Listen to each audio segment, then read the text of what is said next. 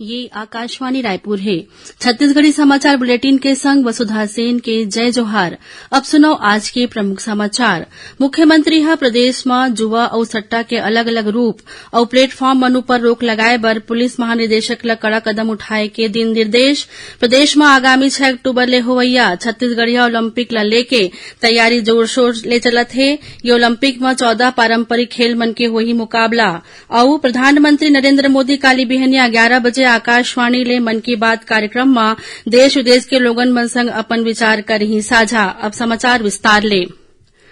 मुख्यमंत्री भूपेश बघेल प्रदेश में जुआ और सट्टा के अलग अलग रूप और प्लेटफॉर्म मन पर रोक लगाए बर पुलिस महानिदेशक अशोक जुनेजा ला कड़ा कदम उठाए के निर्देश दिन ताकि एकर रोकथाम बर कानून बनाए जा सके।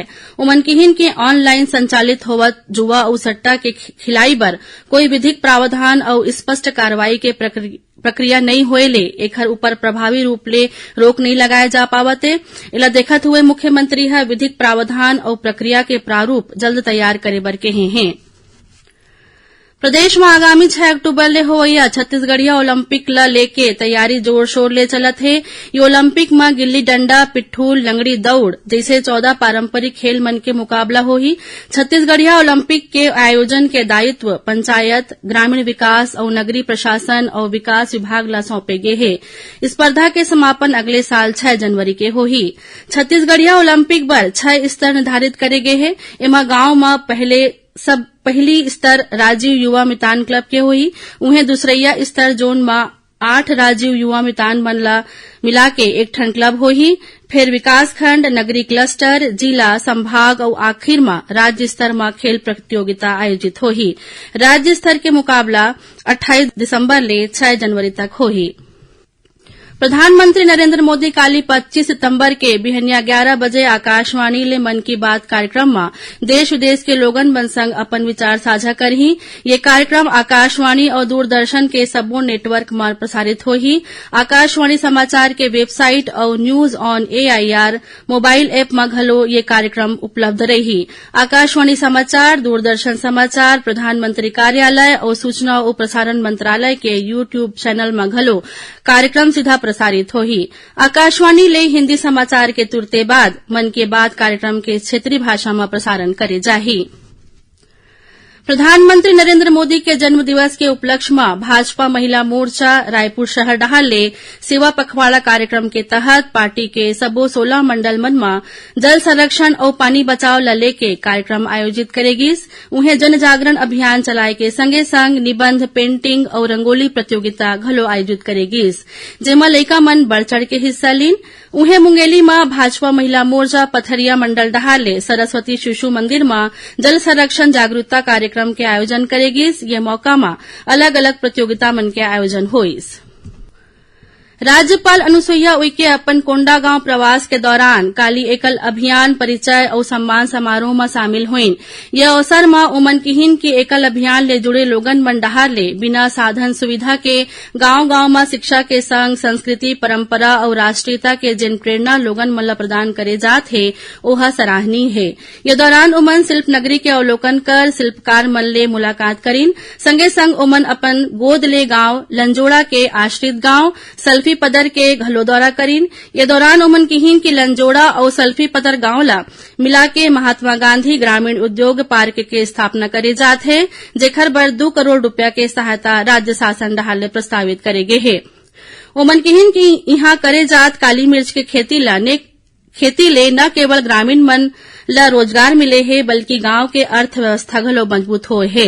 राज्यपाल हा वन सुरक्षा के क्षेत्र में महिला मन डहार ले करे जात पहल के सराहना घलो करेन। छत्तीसगढ़ी समाचार बुलेटिन आप मन आकाशवाणी रायपुर ले सुनत हव। छत्तीसगढ़ के खबर ले है आपकी वास्ता और खबर के विश्वसनीयता ले है हमार वास्ता। आकाशवाणी समाचार रायपुर के प्रादेशिक समाचार बुलेटिन के संगे संग हमार समसामयिक कार्यक्रम आप रेडियो के संग अपन मोबाइल में घलो सुन सकत हव। आकाशवाणी समाचार फेसबुक, ट्विटर और यूट्यूब में घलो हावय। हमार फेसबुक पेज हरे Chhattisgarh news on AIR, Twitter handle CGAIR news और हमार यूट्यूब चैनल हरे छत्तीसगढ़ AIR न्यूज। तो अब रेडियो के संगे संग आपके मोबाइल के माध्यम ले हम आप तक पहुंचत हन। छत्तीसगढ़ के हर खबर पर सुनत रहो आकाशवाणी समाचार। अब आगू बाढ़ो बाकी समाचार कोती। धमतरी जिला के कुरुद ब्लॉक के मड़ेली गांव में ए बखत डायरिया के प्रकोप ला देखे जात हे। काली एक झिन लइका के मौत होए के मामला सामने आए हे। उन्हें 100 ले ज्यादा ग्रामीण एकर चपेट में आगे हे। धमतरी के मुख्य चिकित्सा और स्वास्थ्य अधिकारी डॉक्टर डी के कुर्रे के अनुसार जब बच्ची ला शिविर में लाए गिस त ओकर स्थिति काफी गंभीर रहिस। ओला खून के कमी और निमोनिया घलो रहिस। फिलहाल गांव में स्थिति नियंत्रण में हे और दवा के वितरण करे जात हे। गांव में शिविर लगा के पीड़ित मन के इलाज करे जात हे। उन्हें कुरूद, कचना, जिजाम गांव और भखारा के स्वास्थ्य केंद्र मन में मरीज मन के इलाज चलत हे। डायरिया फैलने के कारण पेयजल आपूर्ति के पाइपलाइन में लीकेज बताए जात हे।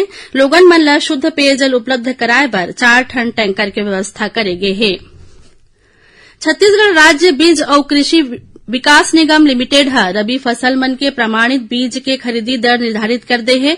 गेहूं के उच्च किस्म के प्रमाणित बीज के दर 3,425 रुपया प्रति क्विंटल और गेहूं के बौनी किस्म के बीज के कीमत 3,400 रुपया प्रति क्विंटल है। इसने चना बीज 7,500, मटर 8,300 और मसूर बीज की कीमत 8,000 रुपया प्रति क्विंटल निर्धारित करेगे है।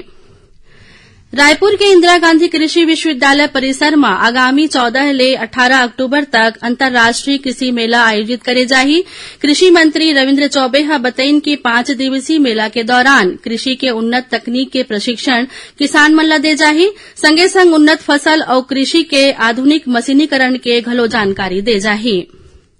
सुनैया मन ला बता दन कि प्रादेशिक समाचार एकांश डहाले समसामयिक विषयों पर आधारित साप्ताहिक कार्यक्रम बातों बातों में ए बखत प्रधानमंत्री टीबी मुक्त भारत अभियान के संगे संग टीबी ले बचाव के बारे में और अधिक जानकारी दे बर रायपुर के जिला क्षय नियंत्रण केंद्र के चिकित्सा अधिकारी डॉक्टर नमिता लेगे भेंटवार्ता प्रसारित करे जाही। एकर प्रसारण आकाशवाणी रायपुर केंद्र डहाले काली बिहनिया 9:30 में करे जाही। एला छत्तीसगढ़ के जम्मू आकाशवाणी केंद्र एके संग्रही लेकर ही। सुनैया मल्ला बता दन कि आकाशवाणी समाचार डहाले काली संध्या 6:35 में जिले की चिट्ठी कार्यक्रम के प्रसारण करे जाही। ये कार्यक्रम आकाशवाणी के रायपुर केंद्र डहाले प्रसारित होही। जिला जम्मू केंद्र मन ह एके संग रिले करही। ए बखत के अंक में कोरबा जिला के गतिविधि मन के बारे में जानकारी दे जाही। अब थोरकुन समाचार सार में राष्ट्रपति द्रौपदी मुर्मू ह आज राष्ट्रपति भवन में बछर 2020-21 बर राष्ट्रीय सेवा योजना पुरस्कार प्रदान करीन।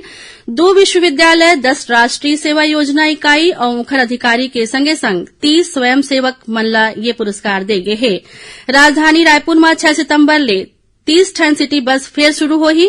कलेक्टर डॉक्टर सर्वेश्वर नरेंद्र भूरे और महापौर एजाज ढेबर ये बस मन ला हरा झंडा दिखा के रवाना करही और आने योजना के 867 लाख रुपया के राशि ला फर्जी तरीका ले व्यक्तिगत खाता में भुगतान करके वित्तीय अनियमितता बरते के आरोप में राज्य शासन बलरामपुर जिला के रामानुजगंज के पदस्थ प्रभारी कार्यपालन अभियंता संजय कुमार ग्रायकर ला निलंबित कर दे है। आखिर में प्रमुख समाचार एक घाव फेर। मुख्यमंत्री प्रदेश में जुआ और सट्टा के अलग अलग रूप और प्लेटफॉर्म मन ऊपर रोक लगाए बर पुलिस महानिदेशक ला कड़ा कदम उठाए के दिन निर्देश। प्रदेश में आगामी 6 अक्टूबर ले होवैया छत्तीसगढ़िया ओलंपिक ला लेके तैयारी जोर शोर ले चलत है। ये ओलंपिक में 14 पारंपरिक खेल मन के हो ही मुकाबला और प्रधानमंत्री नरेंद्र मोदी काली बिहनिया 11 बजे आकाशवाणी ले मन की बात कार्यक्रम में देश विदेश के लोगन मन संग अपन विचार करही साझा। एकरे संग छत्तीसगढ़ी समाचार बुलेटिन इहे सिरावत है। जय जोहार।